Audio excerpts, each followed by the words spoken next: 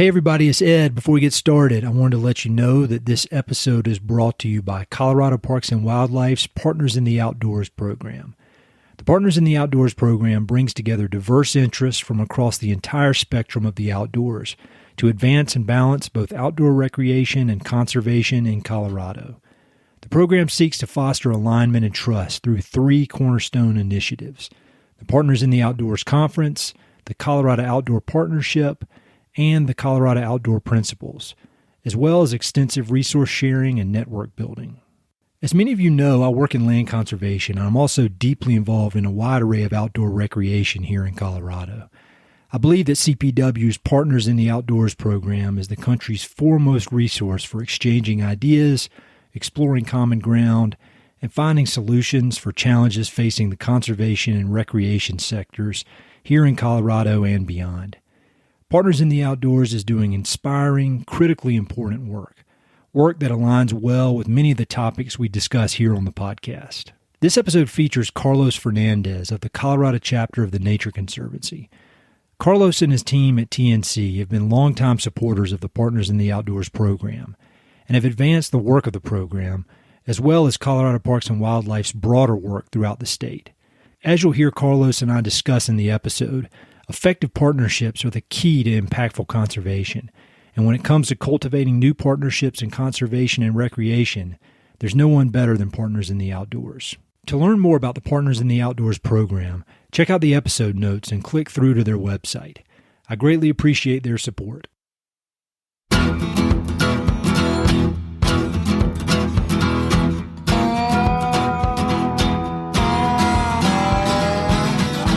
Hey, this is Ed Robertson, and this is the Mountain and Prairie Podcast, where I introduce you to some of the innovative individuals who are shaping the future of the American West. I meet most of these people through my work in land conservation or through my hobbies and interests that revolve around spending time up high in the mountains. My guests include ranchers, writers, entrepreneurs, conservationists, athletes, artists, adventurers, pretty much anyone who's doing important work, has an interesting story, and loves the American West. My guest today is Carlos Fernandez. Carlos is the state director for the Nature Conservancy in Colorado, where he and his team build alliances that advance conservation outcomes, both in Colorado and around the world. Building on his formal training as an attorney, Carlos has had a long and successful career in conservation that extends far beyond the American West.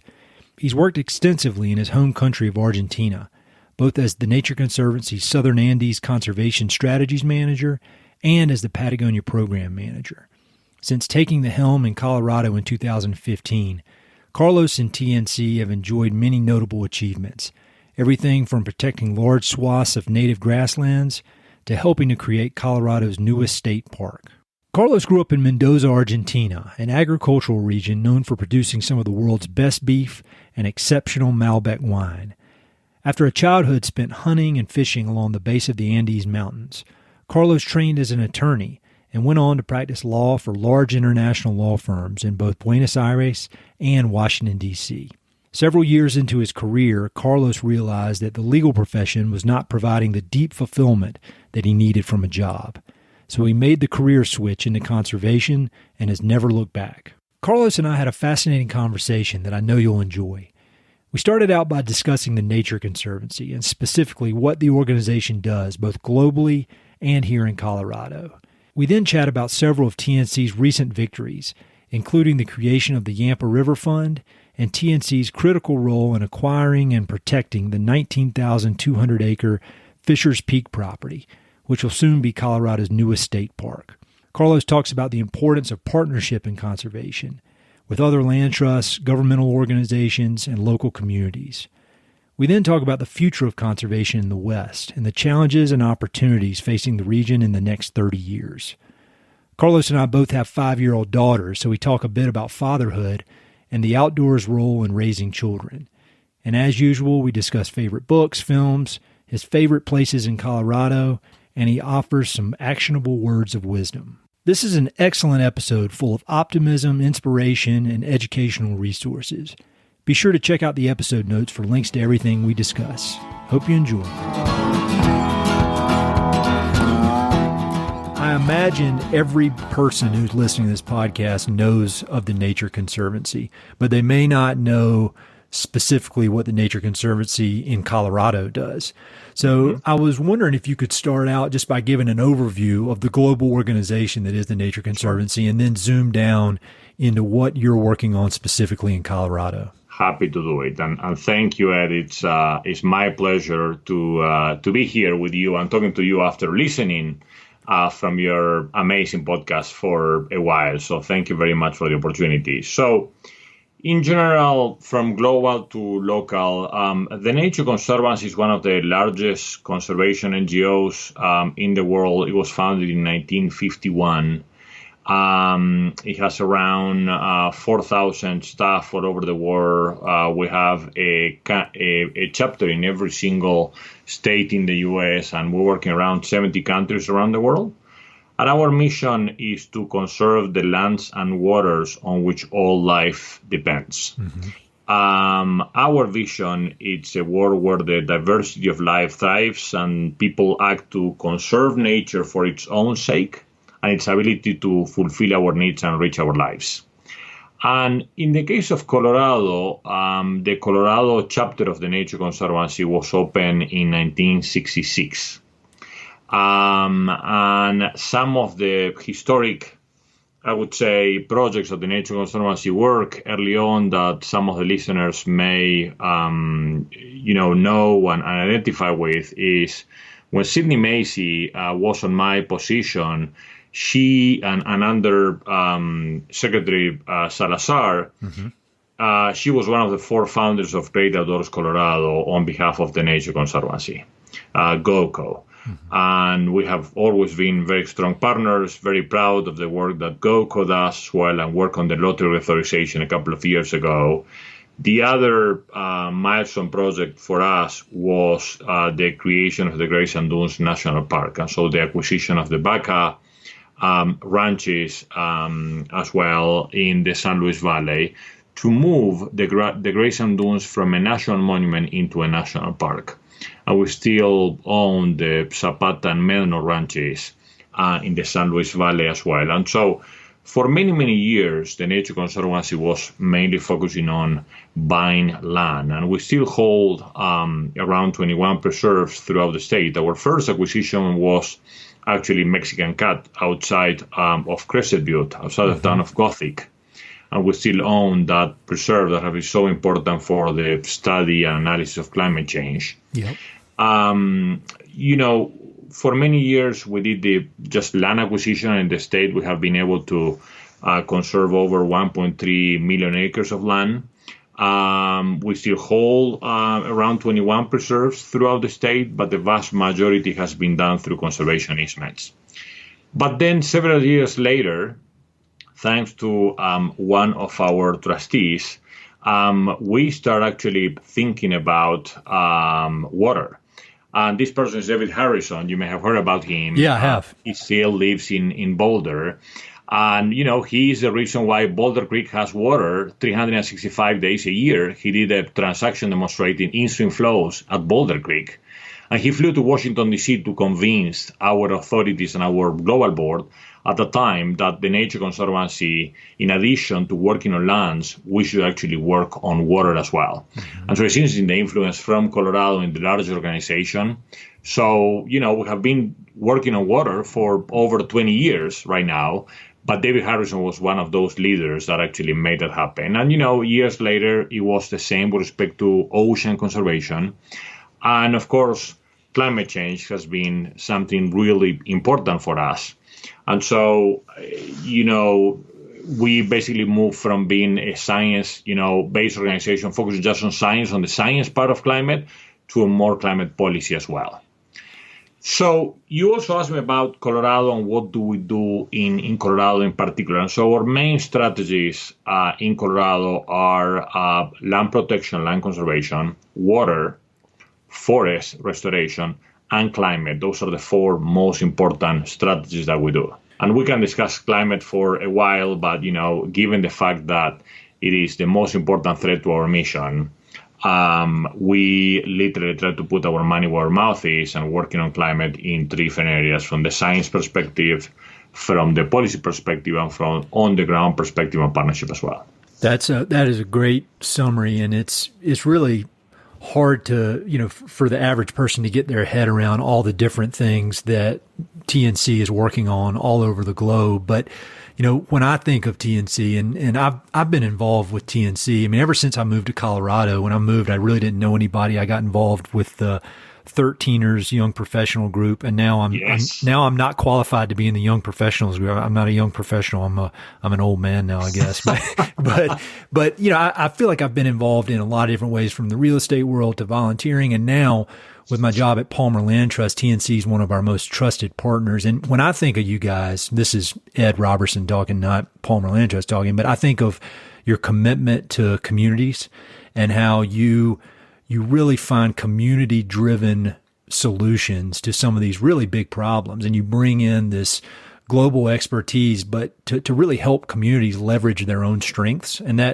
And correct me if I'm incorrect on that, but I think that a perfect example of this that encompasses pretty much everything you just discussed is the project on the Yampa River that you guys did. And so could you just talk a little bit about that? Because I feel like it's a fairly recent project. There was a great article in Fly Fisherman magazine about it that I'll link to, but give us the overview of that and what TNC brought to that very special project.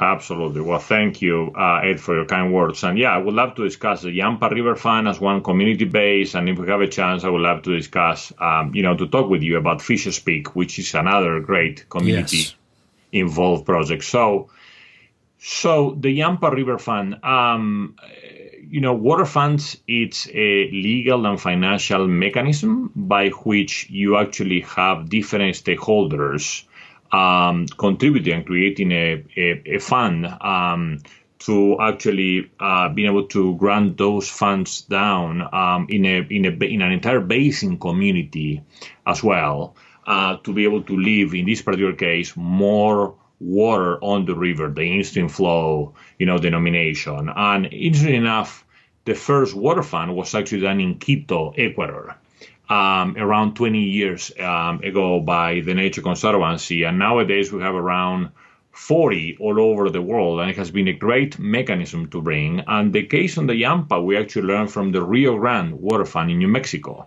and we brought some of that know-how. So this was a situation there. The Nature Conservancy has been in the Yampa Valley for, I would say, almost 3 decades. We own the Carpenter Ranch there, which is a fabulous place for you and I to love history. And we have been involved more from the land preservation and forest work as well. But also we have been working, for a while on the Yampa River itself, and what do we need to leave more water on the river, given the fact that the Yampa River is one of the last free-flowing rivers in the state, but it's also gone through years that there was actually not enough, water on the stream.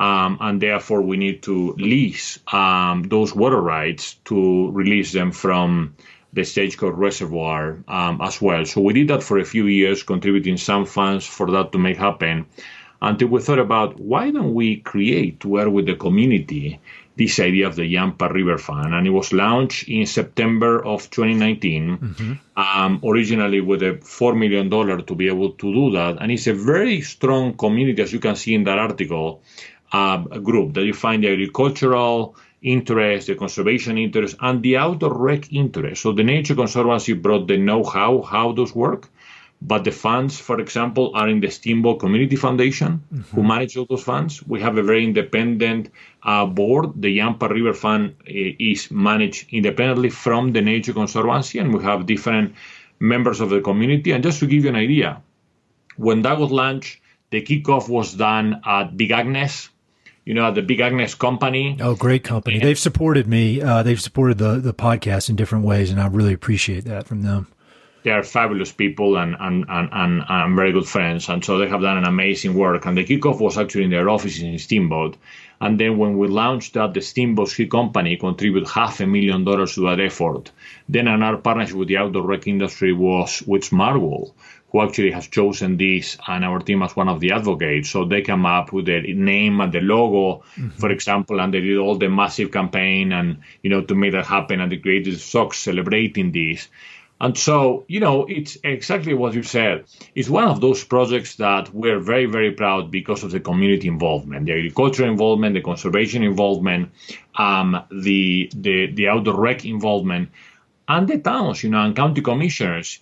We're very, very proud about that project. And again, this September, in a few weeks, is going to be the first year anniversary, and we're almost at $5 million. And the fund has already release or make the first kind of disbursements of funds.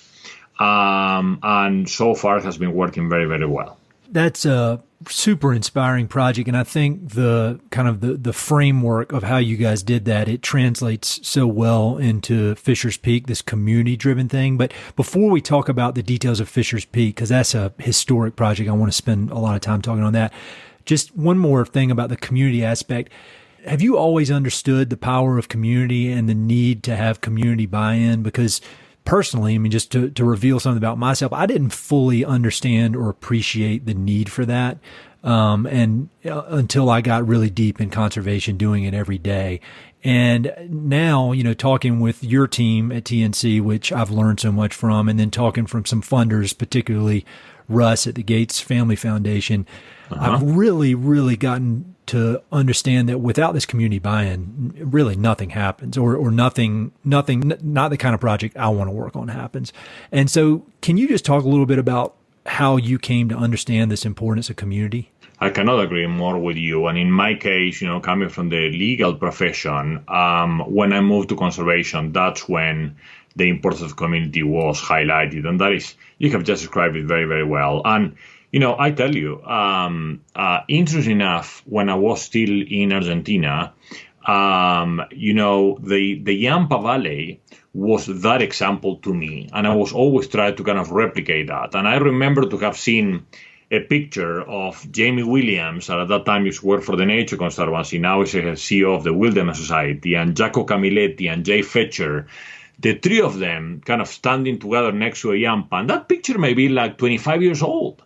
But you can still see them, and the importance of balancing ranching and conservation was that issue, back at that time.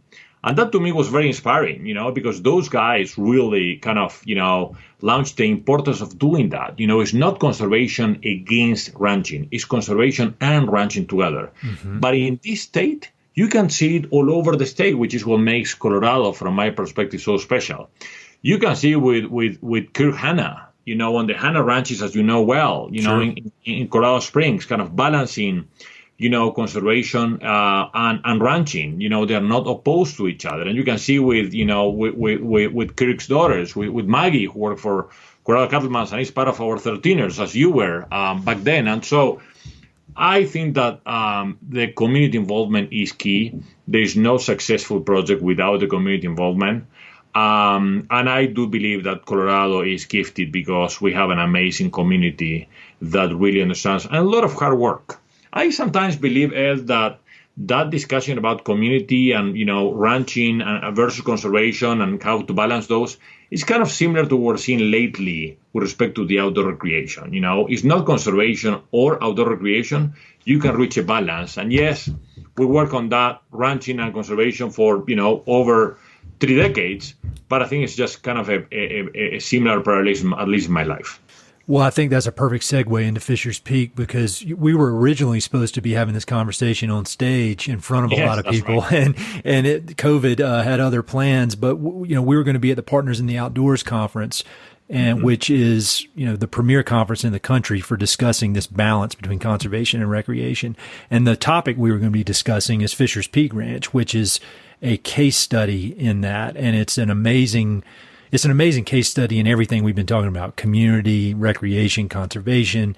It's just a great success story in the midst of a time when there haven't been all that many successes, kind of on a national level. And so could you just give us the overview of that project and how TNC was involved? Because it's super inspiring. Absolutely. Well, thank you very much. And I tell you, I also agree with you that every year I look forward to attend the Partner in the Outdoors conference. It's such an amazing event, and we have been proud sponsors of the Conservancy, and we send our teams and myself as well every year because it's such a prime experience to attend and have a diversity of ideas on our work.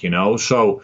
Going into Fisher's Peak, Fisher's Peak is an amazing story from my perspective. And that is a very similar story to what we are discussing with respect to community involvement. I don't know where but, Raton Pass, for example, is the second busiest place in the entire state of Colorado, and that's the pass between New Mexico and Colorado. I did not know that. It's only second to Denver International Airport. Of course, all of this data is pre-COVID, right? Sure. And so it is a very busy place, but as Mayor Rico said, they would like for Trinidad to stop being a gas station destination and actually being a place that people can just stop and get to enjoy. And from the historical perspective, that Trinidad was actually a very important town on the on the Santa Fe Trail. Yes. And all the history that Trinidad used to have, and then, unfortunately kind of disappeared, many things happening in history. So this was a project that Mayor Rico picked up the phone, and that may have been in late 2017, and called the Nature Conservancy and the Trust for Public Land and said, guys, there is a property that has Fisher's Peak, which is one of the highest peaks east of I-25, and it's for sale. And it has 4,000 acres, and it has the peak in it. And if you have been to Trinidad and you have been to Boulder, I think you will agree with me that Fisher's Peak is to Trinidad what the Flatirons are to Boulder. Yes. It's part of it's part of the identity. You drive like 20 miles before reaching to a town of Trinidad. You already see it, and you see it in every logo in the town. But it was private for many, many years. And so fortunately, our team started to work together, and we said, so how big is the property? Well, it's 19,200 acres. So why are we buying only 4,000? So start working on that and actually move from the 4,000 to being able to successfully buy 19,200 acres. And the closing for that was in February of 2019. And we were very lucky that a few months later, by late September, by the way, of 2019, Governor Polis declared that was going to be the 42nd state park in the state. And by the way, it's the second largest state park in the state, 19,200 acres. And from the conservation perspective, that is a very important, it's a very important area. Because you not only have some of the endangered species such as the New Mexico jumping mouse, but you have bears and mountain lions and 4 different type of butterflies and different special type of vegetation because of the different altitude and being resilient to climate. And so this is a story of a partnership between the city of Trinidad, the leadership of the Mayor Rico, Colorado Parks and Wildlife, Great Outdoors Colorado, the Trust for Public Land, and the Nature Conservancy. And I can tell you that on March 26th, the Nature Conservancy and TPL transferred title of the Crazy French Ranch, which is the name of the original ranch, to Colorado Parks and Wildlife for the creation of Fisher's Peak State Park. And so we are all at the Conservancy very proud of that, because hopefully it's one of those examples showing that conservation, and by the way, incorporating outdoor recreation on the planet from the very beginning on that planning as one more important stakeholder, not after the fact then of telling them, hey, this is a great place, you can come here and recreate. No, why don't we involve outdoor recreation? And we have been doing that. So conservation and outdoor recreation can make a difference into economic development on rural Colorado. Trinidad, Las Animas County, Southeast Colorado, and hopefully an example to the west. I think it's hard to overstate what a big victory that is, because, when that property was on the market being, marketed as the Crazy French Ranch, I was still in the ranch brokerage business. And I remember looking at it on a map, and I was actually comparing it to the J.E. Canyon Ranch, which is another success story. TNC purchased that property. But I remember I was looking at it, trying to figure out just where is this place and, just trying to understand it and seeing how it encompassed Fisher's Peak and how it comes right up against Trinidad. And I was, my thought, maybe I'm not optimistic enough, but I was like, oh man, this is going to get bought by a developer and this is going to mess everything up down there. And it goes to show I should be more optimistic because you and your team and all your partners came in and made it happen. But it really is, for anybody who's driven down that road, it is the backdrop of that whole region, and it's a beautiful place. And that kind of segues well into this idea that's gotten a lot more press, I'd say, in the last few months, is equitable access to the outdoors. Yes. And I would imagine that was one of the driving factors of this property, because it's gonna give access to a huge percentage of the population of Trinidad, which may not have had simple, easy access to the outdoors before. Can you discuss maybe your thoughts on equitable access to the outdoors and how that plays into not just Fisher's Peak, but TNC's work? I think that your question is great, Ed, and it's very timely. And, as you have seen from the data from the Outdoor Industry Association and others, around 71% of Coloradans, participate in outdoor recreation each year. And I have seen other data from Colorado College around 85%. And so I think it's really important. And something that I will tell you, I think that we as the conservation community need to do a better job is not only granting public access to more people and to more families, but what can we do to do that encouragement? What can we do to incorporate them on this plan as well? In this particular place, many of the 10,000 people from Trinidad have never been to Fisher's Peak. And once again, it's a flat islands, of Boulder, and have never been there. So being able to provide access and to provide, a state park that people of different ages and regardless of where you come from and different abilities and skills will be able to access that, for us is really important. And I think in general, it's something that I hope all of us take very seriously, is the equitable access to the outdoors, as you say as well. And I would say we should translate that not only to the projects we work on, but also of our own organizations, and the boards of organizations. What can we do to kind of mimic the demographics of our state? I don't think that we are doing a very good job so far, but I am very optimistic, and I think we need to make that happen. No, I completely agree. And for people who want to hear more about this idea, in a recent episode I had with a guy named Gabe Vasquez, it's a really good episode where we dig into some of that. Yeah, he's a very inspiring guy. So Fisher's Peak and the Yampa Fund, just pretty much every big project you guys are involved in, you've got partners. And you've got smaller land trusts, some other, large national land trusts, governmental organizations. From my perspective on the outside, it seems that TNC is such a large organization and so well funded. If you wanted to, you could probably go off and do these projects on your own. I mean, you've got the funding, yet you choose to partner with different organizations, and it's more effective. In talking with one of my, I consider him a mentor in a lot of ways, Matt Moorhead, who's there at TNC. Yeah. He just talks incessantly about the need for local partnerships. And so can you talk about why TNC chooses to partner with other conservation organizations rather than go at it alone? I tell you, from the very beginning, I think partnership is key. And we don't, the reason why we don't do any of the projects is it's very similar to the old African proverb that basically says, if you want to go fast, go alone. If you want to go further, go together. And that's the definition of, teams and partnerships. And I'm a firm believer of that African proverb that if you really want to have long-lasting results, we do need to do that in partnerships. And I am a firm believer that all of us are smarter than one of us, and all of us can go further and create literally long-lasting results. None of these projects, the one in Trinidad, the one on the Yampa valley would have ever existed without partners. The same thing for, the Great Sand Dunes National Park or any of the projects that we have been working. So for us, partnership is key. And one thing that I want to clarify, many people say, well, TNC is this big, very big, large organization, amazing funding everywhere.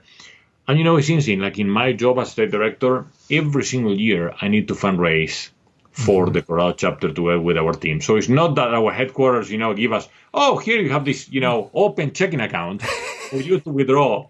I need to fundraise like, anybody else for our budget as well. But yes, we are lucky that, as we say in the case of the Yampa River Fund, we can draw from the connections of other chapters and other countries around the world of their lessons learned, and I'm very, very grateful for that as well. But partnership has been on our DNA from day one, and it will continue to be. And I will tell you one more thing, Ed, because I think you're going to be very familiar. It's not only about projects, but also what is our civic duty in the state and our leadership duty to strengthen partnerships beyond our own projects. And Keep It Colorado, to me, the Colorado Coalition of Land Trusts, is one of those examples, where we have different land trusts at all different levels, supporting this idea of creating something much bigger than ourselves to support the around 43 land trusts that we have in the state. And so TNC is part. I'm one of their board members, but, Rebecca from Parliament Land Trust is our board chair as well. And we have TPL and Colorado Cattlemen's and Colorado Open Lands. And we have, Aspen Valley Land Trust and Essex Park and, Colorado West and Montezuma. And so you see a lot of different partners into that effort as well.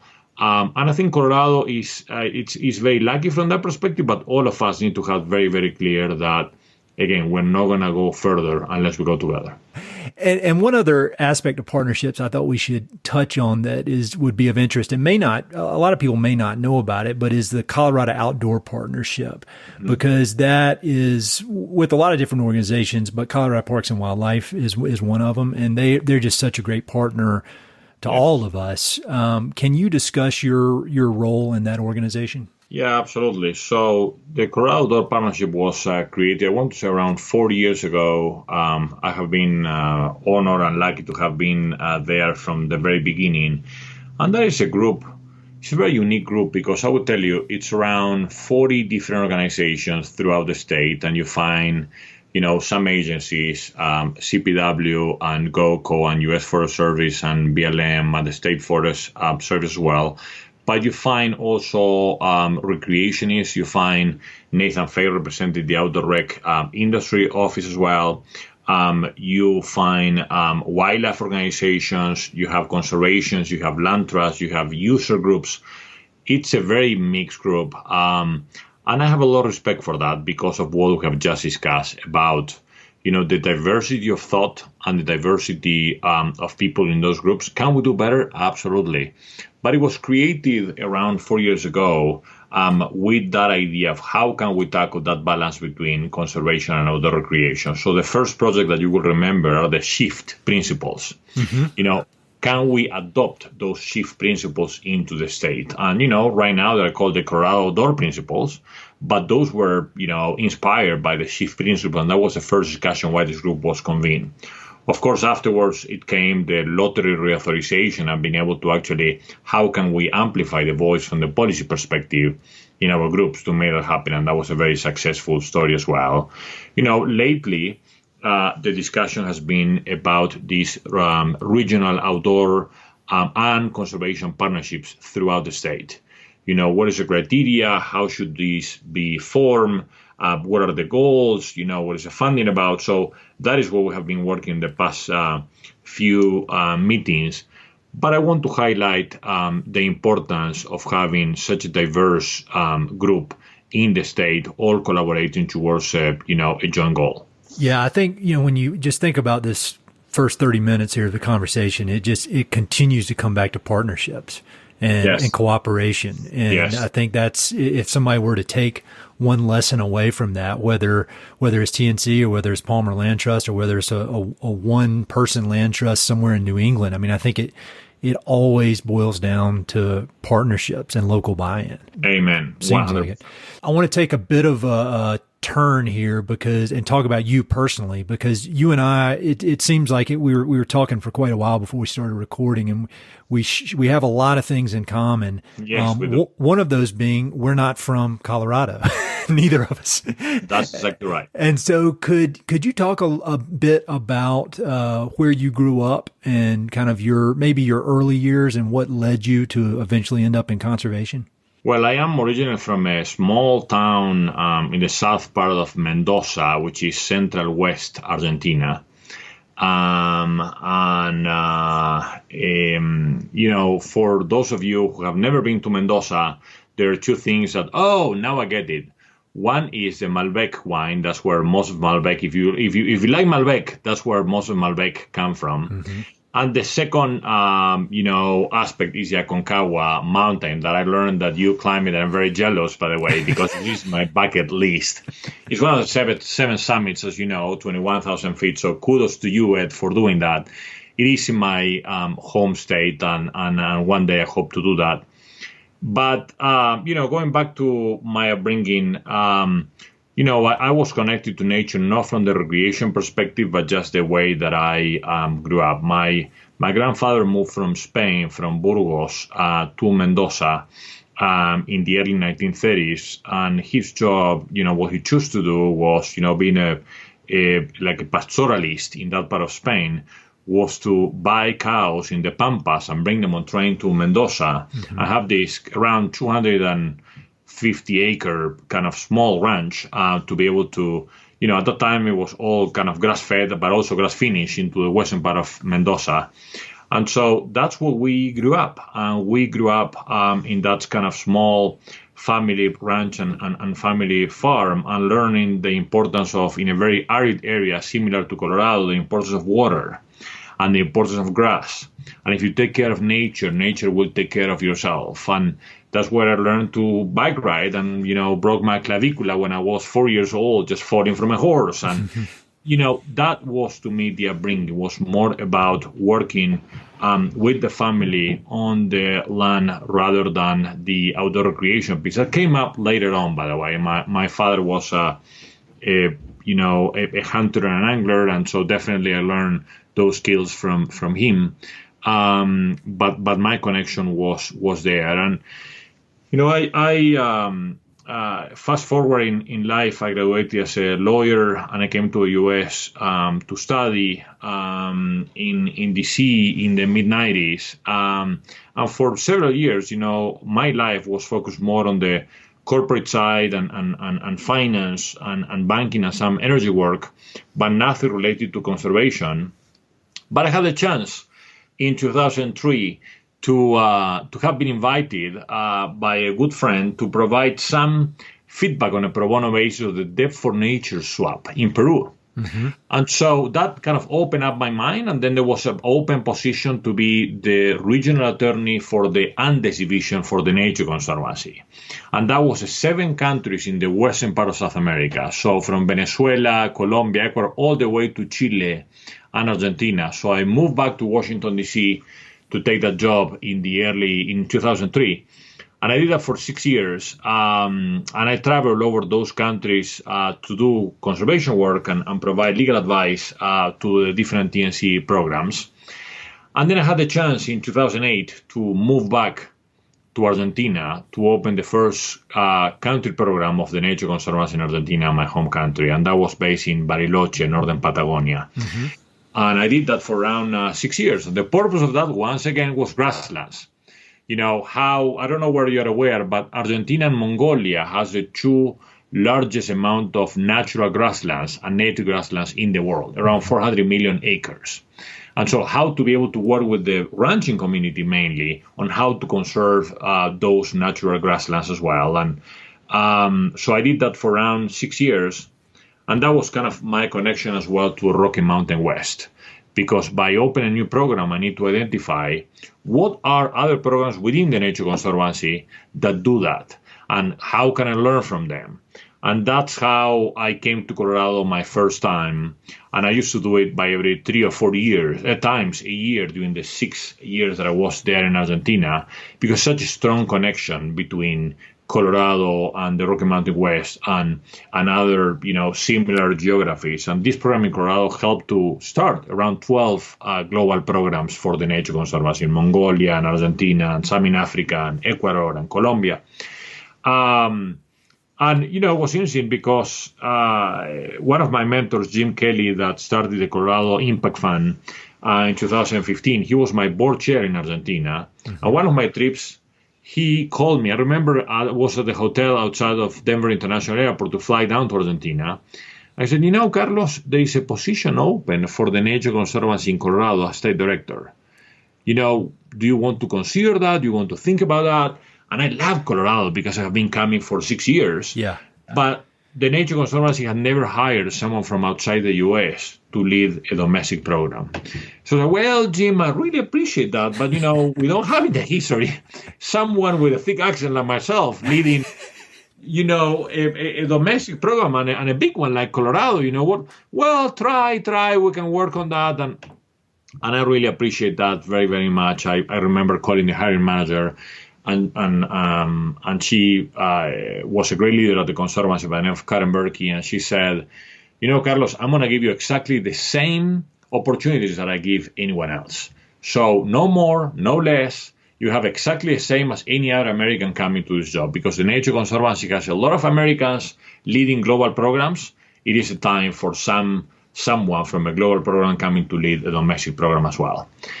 And, the rest is history, but we moved with my family in January 2015. My daughter, Sophia, was 3 weeks old. Oh, wow. Yeah, I was just thinking about the math on that because we've got daughters the same age. I was thinking 2015, she must three weeks, huh? She was born in Virginia. My wife started from Virginia, so we moved from Virginia to Colorado, and literally the Friday that she was turning 3 weeks old, and we feel very, very grateful. This is an amazing state, and I'm very lucky to be able to raise my daughter Sophia in this wonderful state of Colorado. So obviously, TNC has done important work in Colorado for years. I mean, they got big vision, they've got the ability to execute on their vision. But what would you say that you bring with this unique background you have? Everything from growing up in Argentina to having worked both in Argentina and in the U.S. I mean, I would imagine that there is, you've got just a extremely unique resume and professional history for anybody in TNC, much less in a leadership position in Colorado. What would you say all your experiences have allowed you? How have you been able to see things differently because of those experiences you've had internationally? Well, I appreciate that. I think that I'm very passionate about my work, and I'm very passionate about all the conservation work that TNC and partners have done. I think that going back to partnerships, one of the things that I have been able to bring to a table, given the fact that I have been for 17 years at the Conservancy, and I started in our headquarters in Washington, on the legal perspective, and then traveling all over Latin America, is this idea and this vision that, we can do more and we can do bigger if we do these kind of large-scale partnerships. And by the way, I'm not teaching Colorado how to do bigger and more. Mm-hmm. I'm just trying to be a situational leader, being able to empower my team whenever they can. I have an amazing team, and I'm deeply honored to work with that team that has made,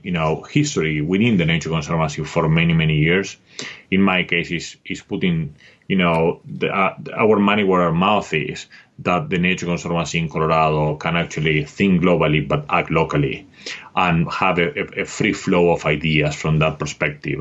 Can we bring our science-based approach or our, bipartisan approach, to the table as well? And I think that, my role is how to be able to unleash that power and empower our team to be able to do that, not only for Colorado, but, beyond our borders, beyond the West, and, hopefully globally as well. And so I may be the first, but not the last hopeful person that, will be able to kind of crush those silos between global and domestic or, statewide, and just kind of our global perspective, because we have a lot to learn from each other as we share on the Yampa River Fund, being from Quito, Ecuador, And I can share with you the GRASS methodology was a sustainable grazing methodology that was inspired by the experience in Colorado, but applied in Patagonia by Chris Pake, our lead scientist in Colorado,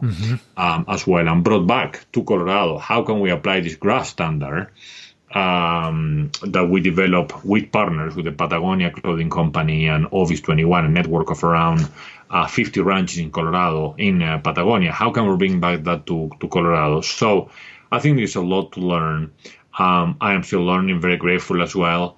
But I think that, I don't know, I'm just deeply honored to be able to empower our team. So leadership is tough, even in the best of times. And now we find ourselves in this very odd transitional moment in history. You know, we've got health, we've got COVID, we've got social transitions, we've got an economic downturn. There's just a lot going on.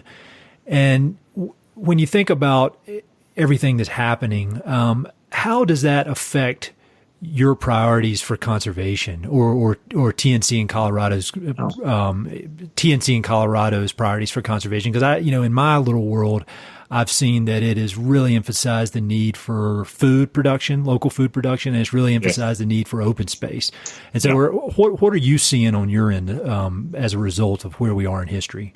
Yeah, it's interesting what you said, because, someone told me not long ago, and I have been thinking about that a lot, that all of a sudden we're living in the times of the 1918 Spanish flu, the 1968, social movement, and the 1980s, financial crisis in a crash course of 6 months, and so it's very true what you say. And so, from our perspective, we have been working the last few months on a couple of different things. Number one is repurpose and refocus, not only in Colorado, but as a Nature Conservancy wide, what our strategies are.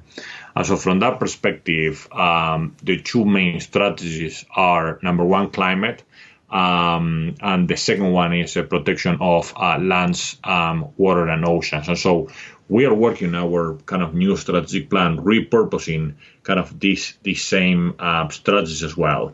But on the very kind of concrete, I think you're absolutely right. I think that, the food production is really important, but also the things that the lessons learned from COVID, and I hope that, we're to talk in the future about that as well. How can we rebuild better? How can we reimagine a greener Colorado based on all these changes? Because once again, I think that if there are two areas that have been super emphasized during this time, has been, climate and what is climate actually doing to a lot of this, but also equity.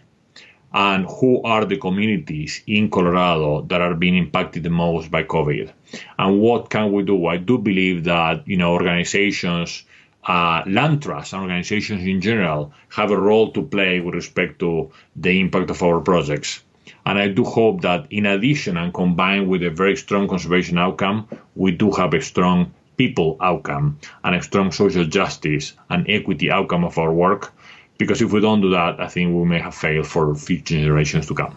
Yeah, I agree. I think as crazy as times seem, there are opportunities in this. I mean, my endless reading of history, it tells me that, no matter what the crisis, there are always organizations or individuals that come out stronger. And so there are going to be winners, and there are going to be positive results that come out of this. And so it's just a matter of trying to align ourselves so that we can be one of those winners, and it won't be easy. But absolutely, obviously you're a great leader.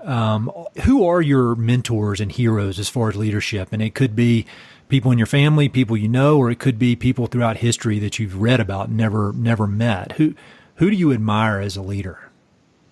I appreciate that very much. It's interesting because I think there is a big difference between heroes and leaders, right? Mm-hmm. And so you mentioned both words. And to me, when I was in high school, I was absolutely captivated by Mahatma Gandhi, for example, when I read his biography. That fight and to kind of change the world, be the change you want to see in the world, is something that I have had literally for many, many years. And growing up in a small family, my first mentor was my dad, And I will tell you why. He was the one that pushed me to always says, do things because you are passionate and not because of obligation. Because down the road, the things that you only do because of obligation definitely is going to bite you back. And so only do things that you feel passionate about and just follow that very strong passion. But I have been very, very lucky throughout my life and my career. I was hired by an attorney from California by the name of Laurel Mayer at the Conservancy. And, literally 2 months into my job, she brought me to Silver Creek in Idaho to kind of show me what the Nature Conservancy has been doing. And I was just coming from Argentina without understanding the whole network of preserves. And then kind of, fast forward, I had, another great supervisor in Laura Hubbard, who was also a great mentor to me to kind of empower me. But when I landed in Colorado, I was very, very lucky. Jim Kelly I mentioned from the Colorado Impact Fund.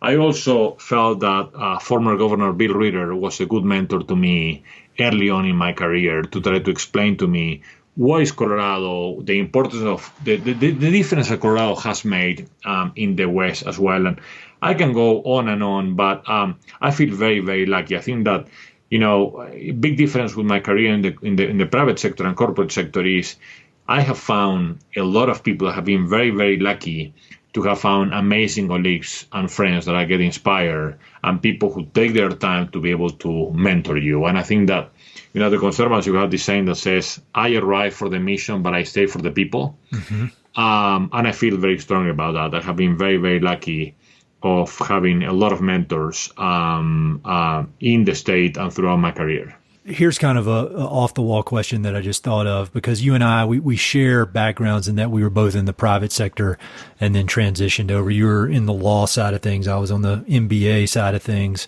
And, for many years, you had sense enough to make the change earlier than me. I would think I was age 40 when I finally decided to make the change. But, for many years, I sat there and I was thinking, I really want to be in conservation. For one reason or another, I didn't do it. And so if you think about a lawyer who's sitting in their office or in their cubicle in downtown DC, and they have these dreams of wanting to be in the conservation world, or just say in the nonprofit world, working with people towards goals that they're passionate about, what would your advice be to that person? I mean, obviously it's like, go do it, but how would you convince them to do that? Because it is a big jump. It's a big thing to ask him with the golden handcuffs and all that kind of stuff. It is a big jump. And I'm very grateful to, the opportunities that the law firms in DC and law firms in Buenos Aires providing me, because, they provide a lot of, training and a lot of experience. But there was also a moment that, I wanted to make a difference.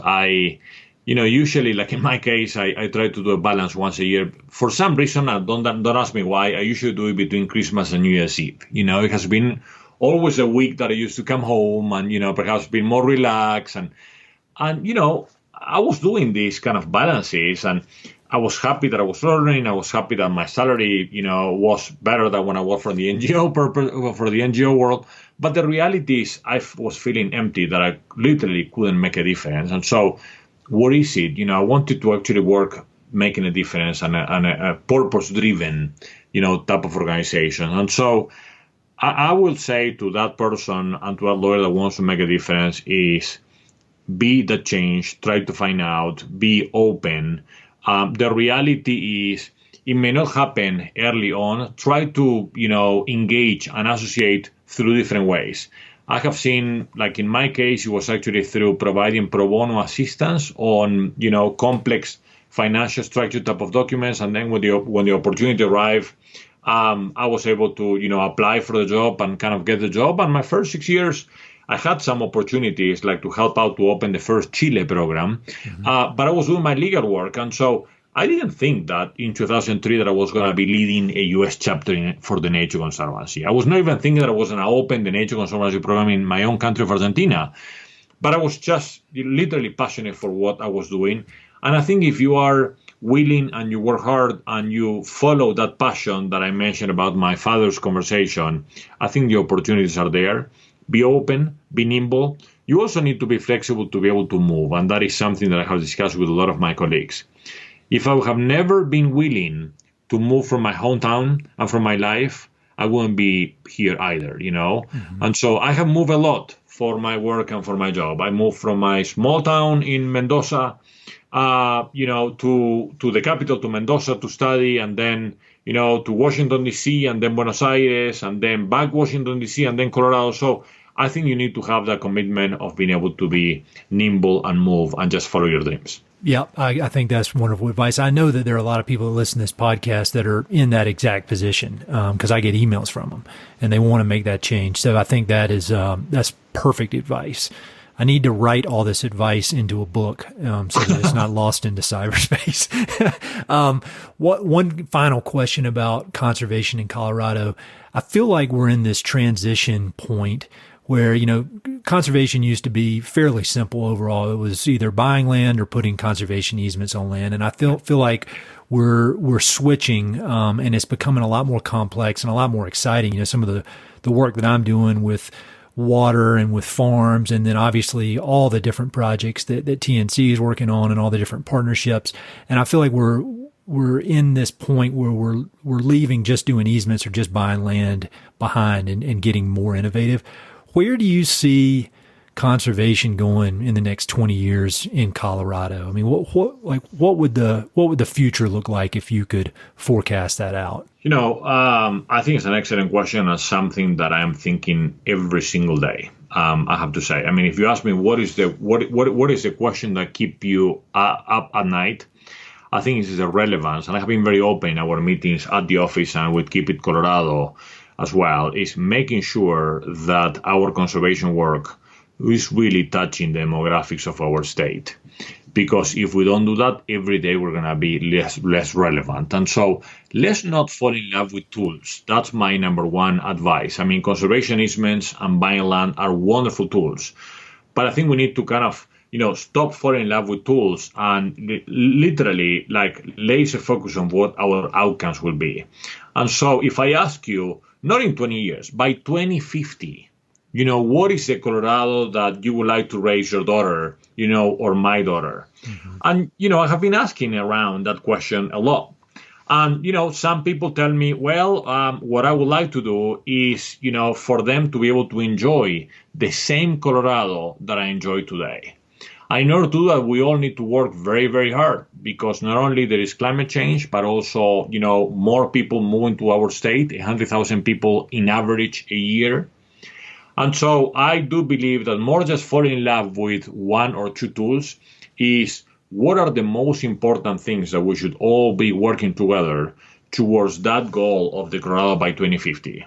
I think it would be really important, and I have been saying this within the COP more than once, but hopefully we'll have a statewide conservation and recreation plan similar to a statewide water plan. Yep.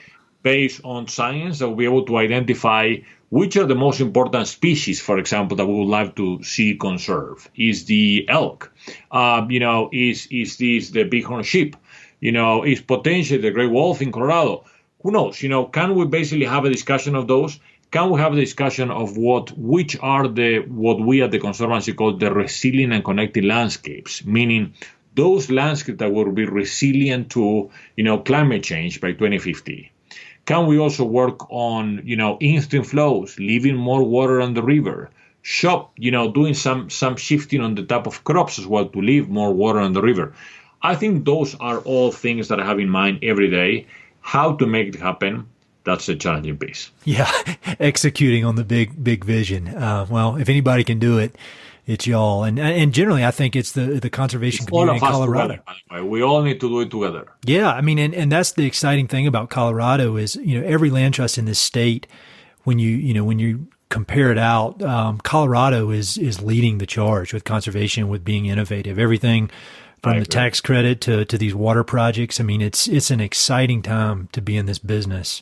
And for a long time, Go Co-Creados Colorado was, created over 25 years ago. And, what an amazing tool that has been to allow, conservation to happen, And so let's keep, kind of that creative juice going because this has been an amazing and innovative state, Oh, yeah, definitely. I'm honored to be involved with it and just get to talk to so many smart people and work with so many smart people, your team included in that. I've got a few quick questions that I like to run through at the end. And if you have time, I'd love to go through a few of those real quick. Yes, please. Of course. So I read a lot, and I think a lot of people who listen to this podcast are big readers as well. And so I love to hear people's favorite books. And so if you could just maybe share a few books that have been important in your journey, and if there are any books that are specifically about the American West that you've enjoyed, I'd love to hear those too. And I'll have links to them in the notes that people can click through. Yeah. By the way, I have to say, I love the list of books, and I love to receive your, monthly emails with books, because I love to read as well. So I follow that very closely. So thanks. I'll give you a few. I have an issue, and that is I fall in love with books, and I start to read them, and then the next one comes. And so I have like 4 or 5 that I'm reading kind of almost at the same time. They take me for a while, by the way, and that's a problem. But I'll share with you what are those. And so very recently I finished Where the Water Goes from David Owen. It's a life and death along the Colorado River. I enjoy that book a lot, because I like, Desert Cadillac has been one of my all-time favorite books of water in the West. And so I believe that David did a great job with his book of Where the Water Goes. I have been, not long ago I finished The Emerald Mile from Kevin Fedarko, and I thought he did a terrific job as well. What I'm doing lately is, perhaps you have read this book, it's called Team of Teams. I've seen it, but I have not. Stanley with McChrystal, right?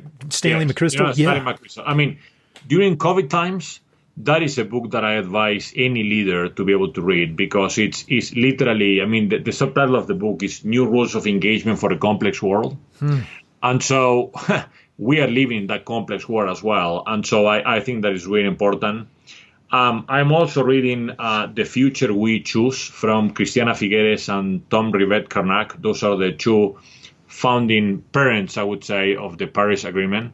And I had a chance of meeting Christiana Figueres in Costa Rica many, many years ago. And his niece, Diala, was one of my classmates at Georgetown, the school. And so I have a big admiration for her. But The Future We Choose is a very good book about climate change, but it's also a very positive book of things that could be done. Designing Climate Solutions from Hal Harvey. Hal Harvey actually was born and raised in the Roaring Fork Valley. And he's a very successful, he's been quoted by Thomas Friedman many, many times lately. He wrote this book called Designing Climate Solutions. I like that very much. And sorry, I'm giving you a lot, but I love it. The more the better. I have that. And then the other one that is kind of more related to leadership that I am finding fascinating is a book by the name of Essentialism. It's a New York Times bestseller. Yeah, I've heard of that one, and I want to read it, but I have not. It's pretty good. I am enjoying it a lot. The author is Greg McKeown, McKeown. I don't know. That's my problem. I fall in love with all these books, and if you could see in my house, I have them like with some exceptions, like Where the Water Goes.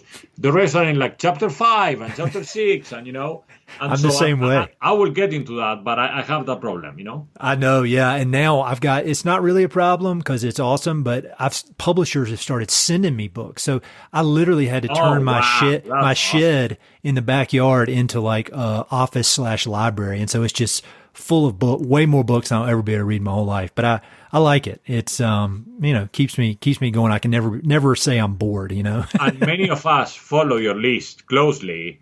So as I told you, moving to Colorado from, Argentina and following your podcast, it has been an amazing educational experience to me. So I appreciate that. And the list of books and the recommendations is one of my favorite parts. Well, I really appreciate it. Like we were talking about before, I didn't have any expectation that anybody other than maybe my mom would listen. And so the fact that smart people listen, it equally makes me happy and nervous that I got to keep my game up high. You're doing a great job. So I don't know if you have time for this, but if you happen to watch any documentaries or films, have any of those been of use to you in your career? Yeah, I like to do that, and in particular documentaries, and a couple that I have seen lately, and none of them are particularly new, but I just happen to kind of have been recommended, and I thought they were great. One is this BBC documentary called Planet Earth: This is second part, by the way. It's Planet Earth 2, narrated by David Attenborough. That's amazing. It's from 2016. And every single one, it has around like 9 chapters, but all the different type of, major habitat types on Earth. And I learned a lot, and the BBC does an amazing job on documentaries, and I definitely advise it. And then I have seen this a few months ago, but I see it once in a while again. It's called Delta Dawn. Perhaps you have seen it, from Pete McBride.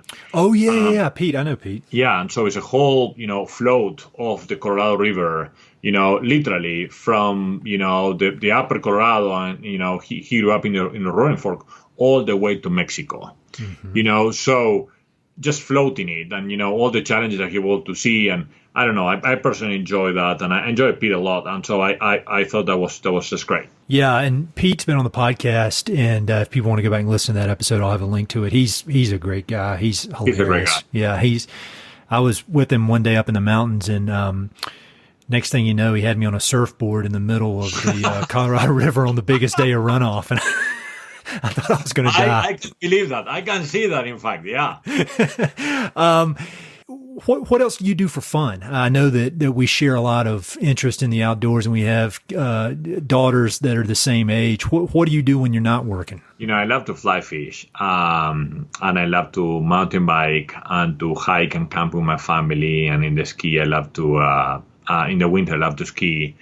And, as I told you, I grew up hunting in Mendoza with my father, but unlike fishing that I continue doing all these years, I kind of stopped hunting for a while, and when I moved to Colorado, I was lucky to have been invited to do some bird hunting as well, and I would love to learn some more kind of bow and arrow techniques, but I'm very, very new, and so I love it all. I have to say, I enjoy being outside, and I enjoy raising my daughter to be outside as well, and so as much time as I can, we have this amazing state that every single corner is better than the other one, that, we try to take advantage as much as we can. You may have experienced the same thing, because I definitely have with the 5-year-old, is that it's almost like you're rediscovering all this stuff for a second time. 100% agreement with you. Yes. Yeah, it's really amazing, because if somebody had told me 7 years ago that I would enjoy kind of hanging out, sitting by a river for an entire day,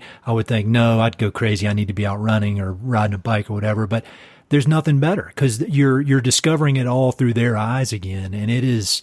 Man, it's a powerful experience. It is a beautiful thing. It is a beautiful thing. And I,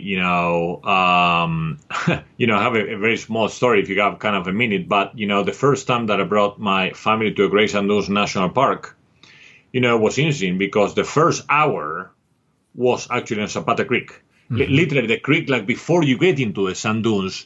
I couldn't move my daughter, and she may have been 3 years old at the time. It was like a mid-July, so it was hot, and wanted to go to the dunes, and literally the first hour was just sitting on the creek, and it was just amazing, And so I admire and I appreciate that, and I have rediscovered the world through her eyes, and I'm very, very proud of that. So you've been all over the state of Colorado, been throughout the American West, and obviously throughout South America.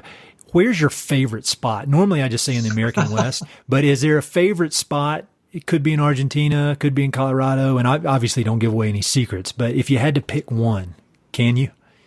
Well, it's very, very difficult. So the Yampa Valley was literally the first place that, as I shared with you before, that really kind of caught my eye and my attention. But then, being a grasslands lover person, I literally, Southeast Colorado to me is very, very, it brings me home, in so many different areas. And, the vast amount of grasslands, 40% of our state is grasslands, and I love grasslands. And so, but I have to say, I have been very, very lucky that in my job as the director, I literally, except for during COVID times, I have been literally all over the state as well. I would say Northeast is perhaps the area that I know the least. But, in my family, they always tease me, because every time we go to a new place, I said, oh, this is the best place right now we have seen. I was a couple of weeks ago. I was camping in the Crystal River. Yeah. Just behind the Maroon Bells. Very close to the town of Crystal, where the Crystal Mill is. Yes. And it was unbelievable. And I was like, wow, this is the best place yet. And of course, my family was teaching me because I say that, and I think we're so lucky. Every time, Southwest Colorado was to me, Antonito, going to fish on the Conejos River, for example, is amazing. But, Creed, Colorado. Mm-hmm. And then you go to to the entire area of Yampa and Craig. And then you go to the flat tops over there and the White River. And again, it's just amazing. And then you go to the central part, of the state. And if you like to fish those kind of, high lakes, high altitude lakes in the central part of Colorado, outside of Salada and Buenos are amazing, to do hiking and fishing at the same time. It's just, heaven. And so I do have a very hard time identifying just one spot. I think we're very, very lucky to have this amazing state and also to be able to work, play and live in this place and be able to transfer that work. It's so important. Completely agree. I think our taste in books and our taste in the outdoors is the same in that you just every the next one is just as good or better than the others, and you just want to keep seeing more and more and more and more. I love Absolutely. It. I heard that is called the syndrome of the plaza. Plaza is a little bit like a park in Latin America, right, or even in Spain. And so once I heard that, the more you travel, the more challenge you will have in identifying what is your best plaza. Because when you were 5 years old and you went to the swings and you were kind of in the plaza, in the little park next to your house, that was the best plaza in the world. And then you move to a different town, and then you have your other plaza, and then the third one. So by the age 50, I'm not there yet, by the way, but you don't know which one is your best plaza because you have been able to experience all these different plazas, I have not heard that, but I completely agree. That's great. Final question. Knowing everything having seen everywhere you've seen, you're a leader in the conservation community nationally. Do you have any parting words of wisdom for the people who listen to this podcast? And it's people from all over the world, which is crazy, but that are connected to the West in one way or another. What would you could either be words of wisdom, you could ask people to do something. What are your kind of final words?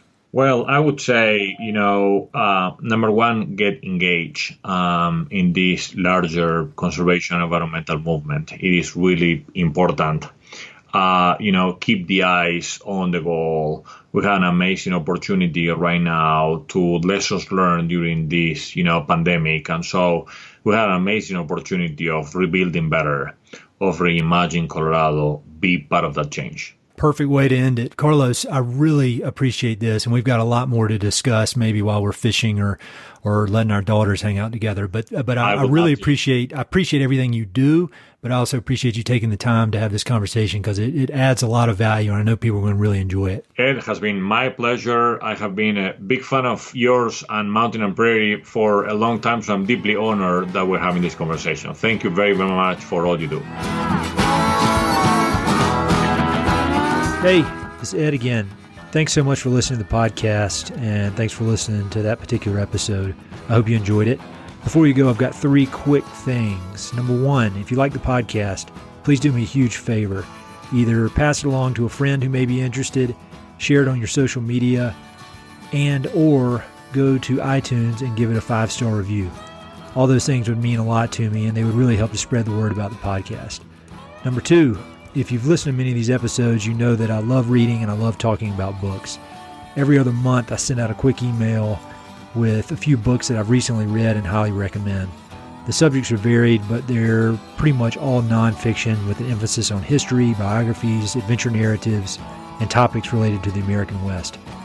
There are no sales pitches for ranches, no spam, no other kind of nonsense, just books. So if you'd like to sign up for the list, head to Mountain and Prairie/reading, or just go to Mountain and Prairie and there's a massive tab at the top that says book recommendations. Click on it. There are a ton of good books that I've read. Some of the old email lists are on there. You can go crazy. There are a lot of books. And finally, if you know anyone I should interview for the podcast, please don't hesitate to reach out and let me know. All my contact info is at mountainandprairie.com, and I'm on all the social media stuff, Facebook, Twitter, Instagram, blah, blah, blah. So So feel free to reach out. I'd love to have some recommendations and suggestions of interesting people I should meet. All right, that's it. Thanks for listening. Talk to you soon.